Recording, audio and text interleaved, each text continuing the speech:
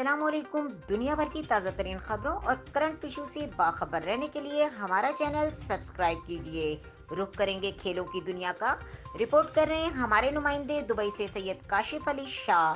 T20 world cup में Bharat match 24 अक्टूबर को Dubai में खेला जाएगा। भारतीय मीडिया ने T20 वर्ल्ड कप में कौमी क्रिकेट टीम के कप्तान बाबर आजम और मोहम्मद रिजवान की जोड़ी को खतरनाक करार दे दिया।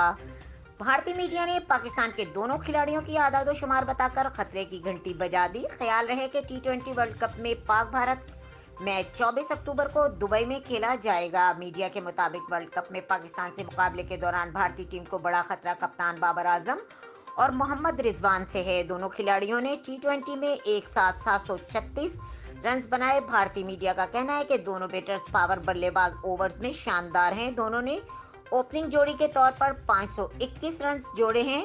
बाबर आजम और मोहम्मद रिजवान ने पार्टनरशिप में सबसे ज्यादा रन स्कोर किए हैं। वाज़ेह रहे कि इनफरादी तौर पर मोहम्मद रिजवान ने इस साल सबसे ज्यादा रन बनाए हैं। उन्होंने जुलाई में एक साल में सबसे ज्यादा T20 इंटरनेशनल रन बनाने का आलमी रिकॉर्ड बनाया है।